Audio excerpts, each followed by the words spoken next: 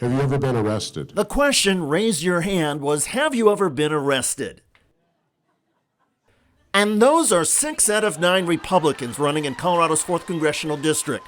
That Republican on the end is proudly yelling, twice! I will tell you, I've been arrested twice, and every time it was for fighting because somebody needed a little attitude adjustment. On the other end, another view shows Lauren Boebert high-fiving the candidate next to her. My arrest was just a simple traffic violation that was unpaid. And with the head toss, that Boebert statement is a lie.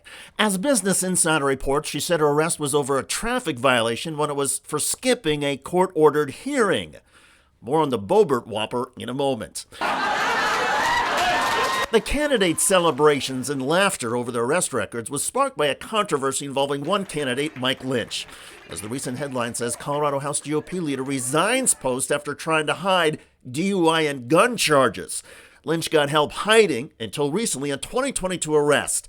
But despite the arrest and cover-up, Lynch is still running for Congress. We need people that understand people that are human and make mistakes. To his credit, at least Lynch admitted that drunk driving, possessing a gun while drunk, and then covering it all up were mistakes. Lauren Boebert, while admitting her arrest record, seemed giddy and admitted no mistakes. But clearly Boebert was worried about her record given her eagerness to try and whitewash it. Do we get to say what for? Maybe it doesn't matter. My arrest was just a simple traffic violation that was unpaid.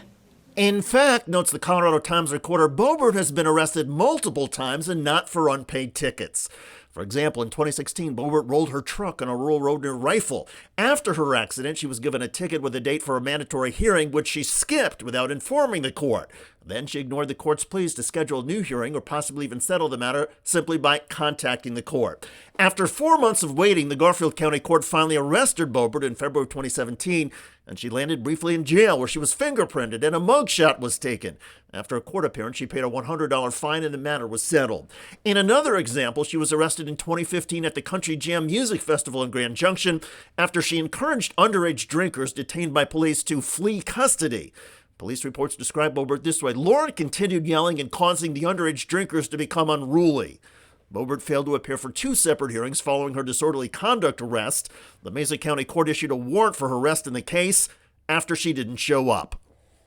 At the Republican candidates debate, it was fine for Lauren Boebert to raise her hand to answer yes, she had been arrested. But to do so with a smile and laughter and then to explain the record by lying about it, well, that is shameful. Then again, that is Lauren Boebert. She is incapable of recognizing that her antics, even in a room full of Republicans, are embarrassing. And the bar at this debate was low. Colorado's 4th Congressional District is the most conservative in the state. And here you had 6 of 9 candidates at the debate admitting they had been arrested. A 7th candidate, Justin Schreiber, couldn't be there because he is currently facing felony charges, including stalking and harassment. So that's 7 out of 10 Republicans running for Congress in Colorado's 4th District with arrest records. So much for the party of law and order. Still, Lauren Boebert came out of this looking the worst because of the two-faced way she handled this. What an imbecile. And by the way, Lauren Boebert could have added to her arrest record recently had it not been for her ex-husband and local police dropping an incident. I think that people would love if I would tone it down, but we had our Lord Jesus that certainly didn't tone it down for anyone. Did Jesus ever try to punch somebody in the face? Lauren Boebert now allegedly has. Washington Post headline, Boebert's ex-husband calls police after fight with Congresswoman. The representative from Colorado denies allegations that she punched her former spouse.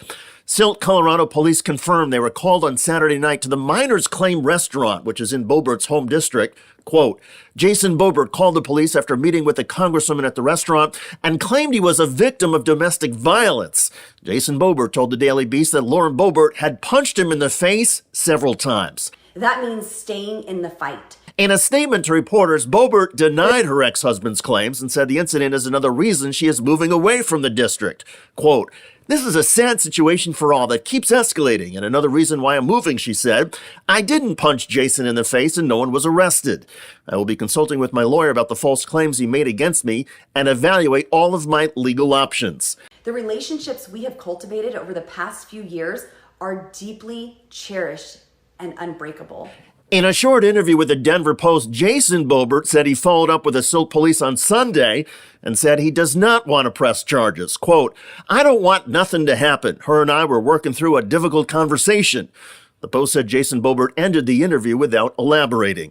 After all, joy is not just a suggestion, it is our battle plan. Silk Police say they are reviewing restaurant surveillance videos and will treat this incident like any other case. Legal experts say if there is video of an assault, police could bring charges regardless of what the Boeberts now want. Lauren Boebert, who represents Colorado's 3rd Congressional District, filed for divorce from her husband in April, citing irreconcilable differences. The divorce became final in October. The couple married in 2005, and they have 4 sons and 1 grandchild. At the end of December, Boebert announced she was leaving Colorado's 3rd District to run for election in the more conservative 4th, and she blamed that move on Hollywood celebrities giving money to her 3rd District Democratic opponent. When you have Barbara Streisand coming in and donating to the Democrat, when you have Ryan Reynolds coming in and donating to the Democrat, it shows you that Hollywood is trying to buy their way into Congress. They do not have policies that they are running on. They're simply running against Lauren Boebert. This announcement is a fresh start following a pretty difficult year for me and my family. Surveillance video revealed that she was indeed vaping, as well as she and her companion explicitly groping each other repeatedly while they were in their seats. It's tested my faith, my strength, and my abilities both as a mom and a congresswoman. It's been humbling and challenging, but it's also given me perspective. Well, here was the perspective from radio host Howard Stern. Lauren Boebert is a disgrace to this country, not because of the video. You are 100% right. Forget the politics. She's in a titty dress. If you saw the video, she's in a titty dress. She's with some dude. Looks like she's, obviously vaping, but also looks like she might be grabbing his penis during Beetlejuice. By the way, Lauren Boebert did not get arrested over the Beetlejuice show incident, although some legal experts say she could have been charged with disorderly conduct. In other words, for all of the incidents that led to Lauren Boebert being arrested, there are several other incidents where she came close. And yet, Lauren Boebert portrays herself as less criminal than other Republicans, a person who was only arrested for unpaid traffic citations. There is idiotic, and then there is Lauren Boebert. With her sidearm, family photos worshiping assault weapons, arrest record, and habitual lies, Lauren Boebert represents the worst in American politics. And I have a feeling that even the mostly Republican voters in her new Colorado district will also find Boebert to be an embarrassment. We will find out soon. The Republican primary in Colorado is in early March. By the way, some MAGA extremists recently got laughed out of New York City when they couldn't figure out subway turnstiles and fare cards.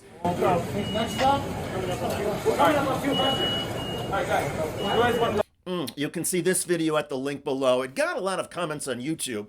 One of the most popular was from Gordon Strong 5232. He wrote, "Nobody ever accused white supremacists of being smart." Spot on. I'm curious to read all of your comments about Lauren Boebert. I'm David Shuster. Thanks for joining us.